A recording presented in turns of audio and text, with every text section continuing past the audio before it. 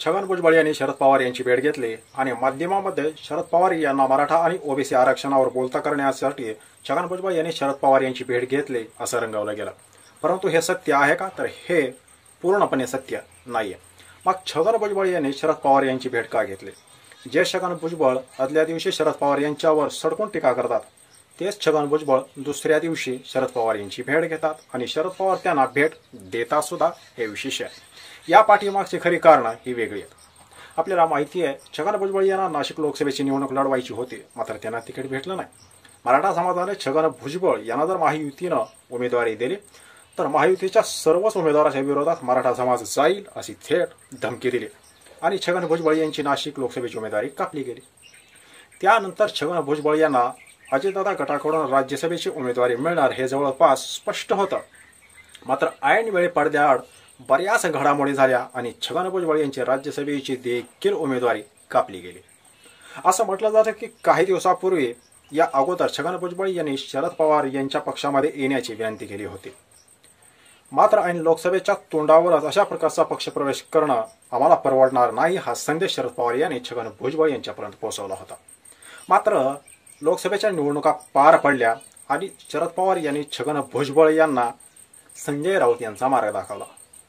म्हणजेच आपल्या पक्षामध्ये तुम्हाला घेणं सध्या तरी व्यवहार्य होणार नाही, त्यामुळे आपण ठाकरे गटाशी याविषयी बोलावं असा सल्ला शरद पवार यांनी छगन भुजबळ यांना दिला गेल्याचं बोललं जातं. आणि त्यामुळेच लोकसभा निवडणुकीच्या निकालानंतर अचानक एक दिवस बातमी येते की छगन भुजबळ हे ठाकरे गटामध्ये प्रवेश करणार आहे. यासंबंधी त्यांची आणि संजय राऊत यांची बैठक सुद्धा झाली, बोलणी सुद्धा झाली.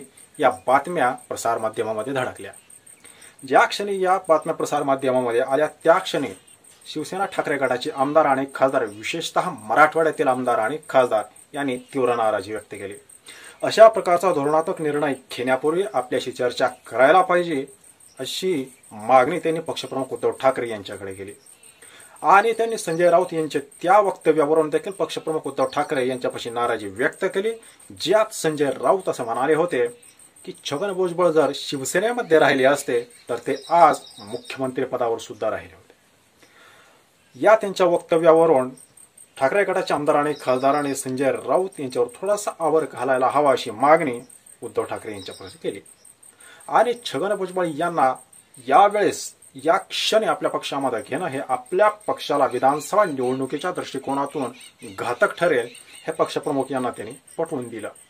कारण मुंबईनंतर सर्वाधिक यश ठाकरे गटाला जिथं भेटलं असेल तो विभाग म्हणजे मराठवाडा होय. ज्या पद्धतीनं मुंबईमध्ये 4 जागा लढवून ठाकरेंना 3 खासदार निवडून आले, त्याच पद्धतीनं मराठवाड्यात 4 जागा लढवून ठाकरेंच्या 3 जागा निवडून आल्या.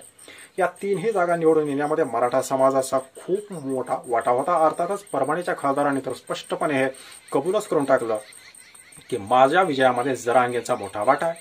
अशा वेळेस चांगलं वातावरण असताना छगन भुजबळ यांना आपल्या पक्षामध्ये घेतलं तर आपल्या पक्षाला विधानसभेमध्ये मोठा फटका बसेल याची पूर्ण जाणीव ठाकरेंच्या लोकप्रतिनिधींनी करून दिली. आणि नंतर संजय राऊत यांना स्पष्टीकरण द्यावं लागलं की आम्हाला छगन भुजबळ यांना घ्यायची फारशी काही गरज नाही, मी त्यांना कधी भेटलोच नाही. हे सांगण्याचं कारण म्हणजे आता सुद्धा छगन भुजबळ जे शरद पवार यांना भेटले ते यासाठी कारण त्यांना महाविकास आघाडीतल्या कुठल्या तरी एक पक्ष स्पेशली शरद पवार किंवा ठाकरे गट यांच्यामध्ये यायचंय आणि त्या ठिकाणाहून त्यांना निवडणूक लढवायची. परंतु ना तर ठाकरे आणि शरद पवार या दोघांनाही छगन भुजबळ यांना यावेळेस पक्षामध्ये घेणं ही व्यवहार्य होणार नाही, कारण त्यांच्यासाठी जो माहोल चांगला झालाय तो बिघडण्याचा दाट शक्यता आहे. त्यातच अजित पवार गटामध्ये छगन भुजबळ हे नाराज आहेत, कारण लोकसभा निवडणुकीचं तिकीट नाकारल्यानंतर राज्यसभा त्यांनाच मिळणार हे स्पष्ट झालं होतं. एव्हा त्यांच्या पक्षामध्ये म्हणजे अजित पवार गटामध्ये सुद्धा छगन भुजबळ यांच्या नावावर शिक्कामोर्तब झालं. मात्र ऐन मोक्याच्या क्षणी अजित पवार यांच्या जवळचे काही लोक म्हणजेच सुनील तटकरे असतील किंवा मग अजितदादा यांना सपोर्ट करणारे आणि विशेषतः लोकसभा निवडणुकीमध्ये सुनेत्रा पवार यांचा जोरकसपणे प्रचार करणाऱ्या आणि सुप्रियाताई सुळे यांना तीव्र विरोध करणाऱ्या रुपालीताई चाकणकर यांनी छगन भुजबळ यांच्या ऐवजी सुनेत्रा पवार यांचा बारामती लोकसभेमध्ये पराभव झाला, त्यांना राज्यसभेची खासदारकी द्यावी असा प्रस्ताव ठेवला आणि ऐन वेळी छगन भुजबळ यांच्या नावावर फुली पडली. त्यामुळे एकूणच अजितदादा गटामध्ये त्यांना फारसं काही भविष्य दिसत नसल्या कारणामुळे त्यांना शरद पवार गट किंवा ठाकरे गटामध्ये प्रवेश करायचा आहे आणि या सगळ्यासाठी छगन भुजबळ यांची धडपड सुरू आहे. त्यामुळं कालची भुजबळ आणि पवार यांची भेट म्हणजे आरक्षणावरून काहीतरी मार्ग काढण्यासाठी भेट होती हे पूर्ण असत्य आहे.